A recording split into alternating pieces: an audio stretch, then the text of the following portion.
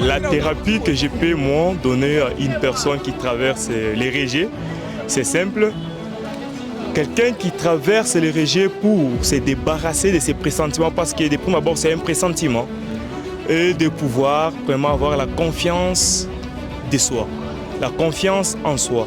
Lorsque vous avez cette confiance, c'est cette confiance qui va vous permettre de surmonter les critiques, de surmonter le jugement des personnes. Peut-être votre partenaire vous trouve que vous n'êtes pas parfaite, tandis que vous aussi, à la création, Dieu a des qualités, mais des défauts qu'il a placés en vous. Vous ne pouvez pas tenir compte de ce que la personne vous dit, parce que de prime abord, vous devez être naturel. Vous êtes comme un véhicule qui a été créé pour marcher, pour fonctionner avec peut-être les carburants, l'essence. Mais si vous cherchez à fonctionner avec le benzène parce que votre partenaire vous impose cela, vous allez vous dénaturer, vous allez perdre votre valeur. Vous allez devenir un objet. Et donc, lorsque vous traversez ces moments de rejet, il faut commencer par avoir les sentiments de soi, pour avoir la confiance de soi, voudrais-je dire, ne pas tenir compte de ce que les gens disent de vous, mais il faut prouver aux gens que ce que vous êtes capable de faire plus que ce qu'eux n'estiment pas vous voir en train de faire. C'est au moins ça, c'est au moins ça les conseils que moi je peux donner à une personne qui traverse les rejets dans la famille. Peut-être dans la famille, on vous trouve quelqu'un de très inutile parce que vous n'avez pas fait peut-être la médecine. Mais vous pouvez toutefois montrer à la famille qu'avec la mécanique, vous pouvez faire mieux plus que celui qui a fait la médecine. Vous pouvez prouver à la famille qu'avec la mécanique, vous pouvez faire mieux plus que la personne qui a fait les droits.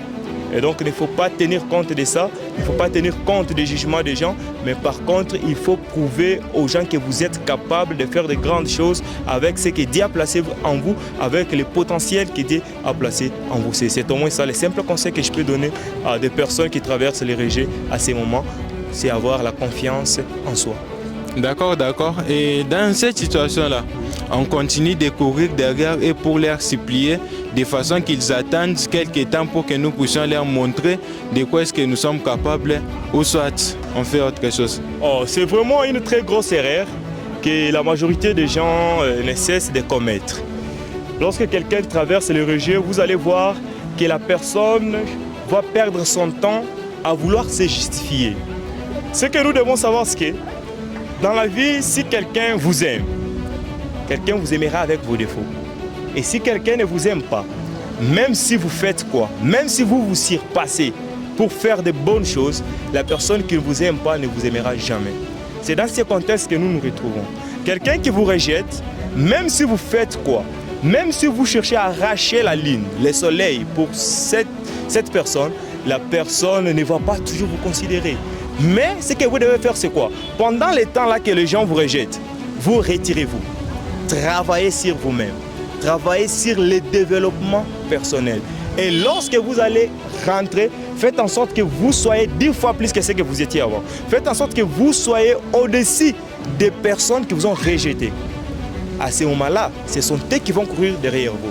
Plus vous courez derrière ces gens, plus vous perdez votre temps et plus le temps passe. Vous restez la même personne. Mais ce que vous devez faire pendant ces moments est de vous retirer, travailler sur vous-même, faire des formations, travailler sur le développement personnel. Et lorsque vous allez rentrer dans les cercles dans lesquels vous avez été rejeté autrefois, les gens vous accorderont beaucoup de l'importance. Ne perdez pas votre temps à courir derrière les gens pour justifier de ce que vous pouvez faire ou pour leur montrer que vous êtes capable de faire. Non. Ça, c'est une perte de temps. Mais par contre, faites en sorte que les gens voient que vous avez déjà fait. C'est au moins ça.